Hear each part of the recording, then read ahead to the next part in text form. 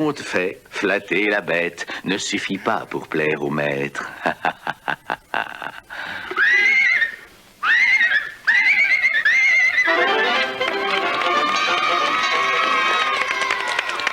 Courage, Dingo, tu y arriveras. Dis-moi, Julie, ne serait-il point par hasard l'heure de la séquence Les animaux en question? Absolument, Nicolas.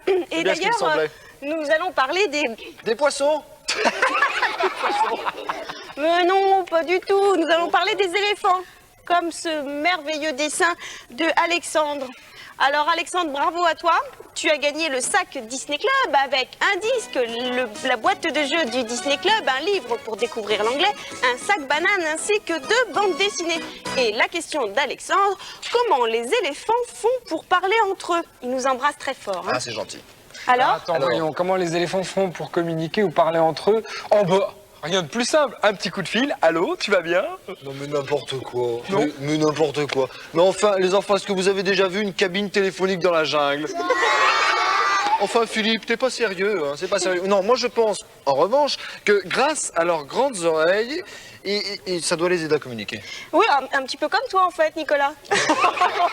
Non, en fait, tu n'es pas si loin de la vérité. Mais voyons tout d'abord ce qu'en pensent mes jeunes amis. Comment les éléphants communiquent entre eux? Les éléphants communiquent entre eux par des cris faits par leur trompe. Ils font des signes avec la tête. Les éléphants communiquent avec les sons et les odeurs. Pour se dire qu'ils sont amoureux, ils se nouent la trompe. Les éléphants se servent de leur trompe comme trompette et ça fait des sons. Et puis les notes, ça fait des lettres. Ils s'asseyaient par terre et avec leur queue, ils marquaient par terre ce qu'ils voulaient dire. J'en sais rien. Ils poussent des cris bizarroïdes. Ils faisaient du morse en tapant des pieds, comme ça les autres ils pouvaient comprendre. Et puis eux aussi faisaient du morse pour répondre à l'autre. Ils communiquent en faisant des gestes avec leur trompe. Ils avaient leur langage, par exemple, s'ils voulaient chanter et qu'ils pouvaient pas, parce qu'ils peuvent pas parler, ils dansent.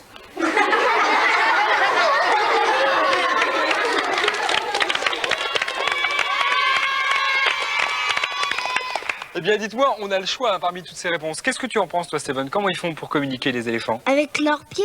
Avec leurs pieds, comme ce que disait la petite fille tout à l'heure? Ouais. Et toi, Aurélie, qu'est-ce que tu en penses? Avec leur trompe. Ah, toi aussi. Décidément, la trompe revient assez souvent. Hein. Je sais pas si vous avez vu. Tiens, est-ce que tu peux me faire le barrissement d'éléphant? Ça, c'est l'éléphant en colère. Bon, alors, Julie, donne-nous la bonne réponse. Eh bien, regardez.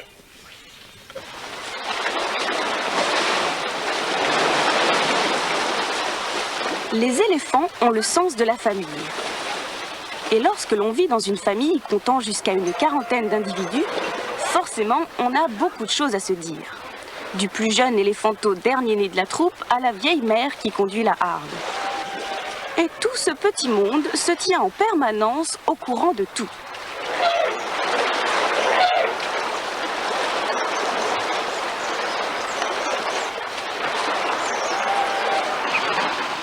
Pour parler entre eux, les éléphants ont plus d'une corde à leur arc. Avec la trompe, on se caresse, une manière on ne peut plus claire de s'avouer que l'on s'apprécie, voire que l'on s'aime. De sa trompe, l'éléphant s'en sert aussi comme signal sonore. Il barille. Les éléphants possèdent différents types de barrissements. Ils varient l'intensité de leurs cris en fonction de ce qu'ils désirent exprimer.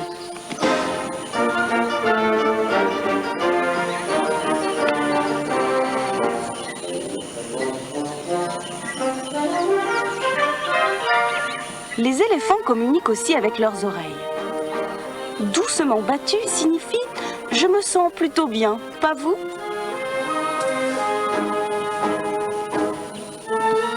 Fortement agité et violemment tapé contre la nuque voudrait plutôt dire « attention, je vais m'énerver ».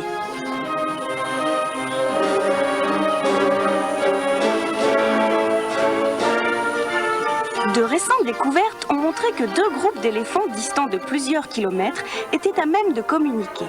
Comment? Eh bien, les éléphants peuvent émettre des sons tellement bas que l'homme ne peut les entendre. mais les éléphants, eux, le peuvent. Ils se parlent ainsi, sans se voir.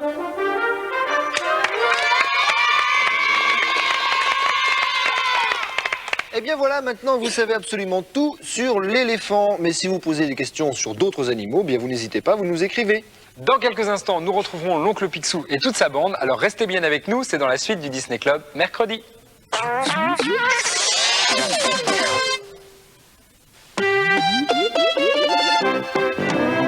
Je suis impatiente de savoir si l'oncle Picsou va enfin trouver le fameux trésor des soleils d'or. Pas vous les enfants?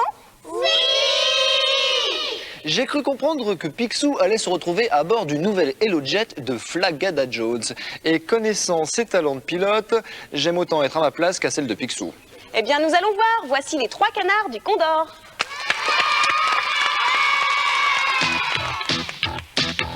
C'est le plus grand boss de toute la ville. Nous retrouverons la bande à Picsou la semaine prochaine, mais également dimanche dans le Disney Club. Dans quelques instants, nous irons faire un petit tour à Euro Disney. Alors, à tout de suite dans le Disney Club mercredi.